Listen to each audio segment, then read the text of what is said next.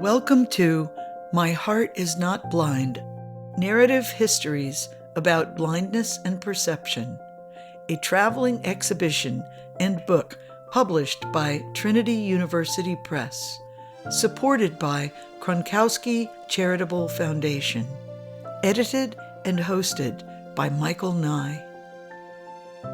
Every person, every place is a map to somewhere else. Episode 9, Francis Fuentes.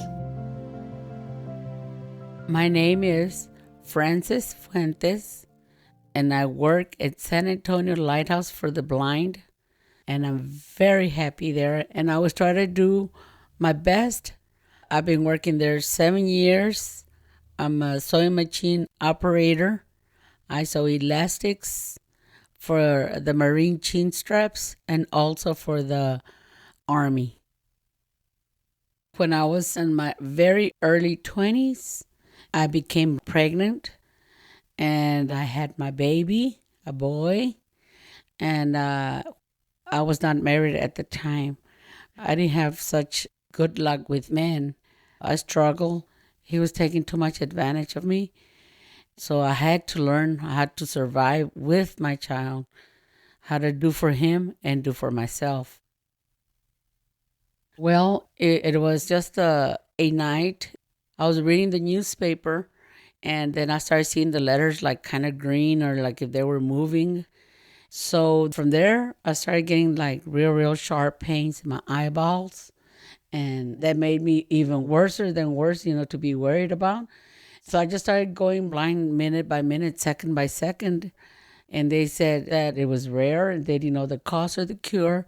And that's how I stayed completely blind in the darkness.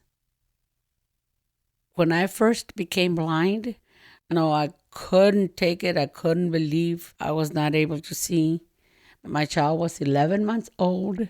I used to cry my eyes out. It was so hard for me to be in the darkness. Since I lost my sight and I had my baby, they wanted to take my child away from me. They said, well, you can't see if he cuts his hand, he's choking, or if anything happens to him, you cannot see. So I had to fight for him. Being blind, it's not an obstacle because my heart, it's not blind. I know it was water coming out my eyes, but I could feel like if it was real blood because I love him so dearly. And he was my main reason to leave after being blind. There was times that he would fall asleep on the floor. And when I was looking for him, I make sure I walk slowly. So in case I would bump into him, I won't fall on top of him. Wherever I would hear his breathings, so I knew he was right there. So I learned how to do all the things in my house, like sweeping, mopping, cooking, cutting, sewing, and how to take care of my son. Being a good mother in the darkness is teaching him all the good safeties, playing around with him, like try to find little animals inside his hair. Like I tell him, oh, look. Oh, I think I'm feeling a giraffe in here. And I'll bring it out. And then I make him feel happy and make him feel that I'm there for him. Well, it's just like Superman. He could just look through the wall and he could see what's going on the other side. And that's the way I feel sometimes because I could be sitting here and something's going on the other side of the wall. All I have to do is just pay close attention and I could tell what's going on. And that's like a certain privilege from the darkness. When I was sighted, I could see the world. And now that I'm completely blind, now I just feel it, smell it, taste it.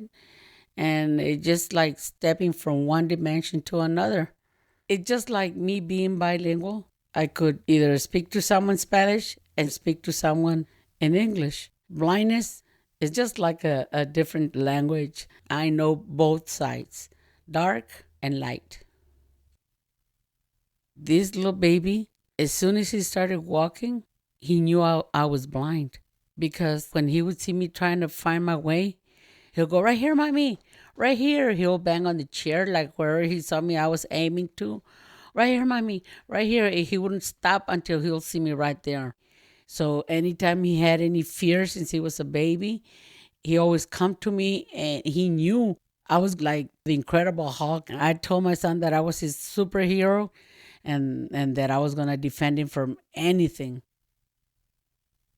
Well, being blind doesn't make me different from no one. No, it's just me, and me all the time. If you feel my hand, I can feel you. And if I was sighted and you feel my hand, I could still feel you. So I'm alive. I'm alive. It's nobody's fault that I'm blind. It's nothing ugly. It just happened to be, and there's no time and no space for sadness or enemies in my heart or in my life. This is Michael Nye, and you have been listening to a podcast of Narrative Histories. Frances worked at the San Antonio Lighthouse for the Blind as a sewing machine operator. She sewed elastics, chin straps for the military. She said, "I know how it feels to be sighted, and I know how it feels to be blind. It's just like stepping from one dimension to another. It's like being bilingual. Blindness is a different language. I know both sides, dark and light." The title to this podcast and book came out of Frances' interview, "My Heart is Not Blind." Frances died a few months after we spoke. Join me next week. 2 new episodes will be released. Please subscribe, rate, and review this podcast. You can also go to my website, michaelnye.org/podcasts, for transcripts and other information. There are so many ways, different ways, to experience moments to their fullest. Thank you for listening.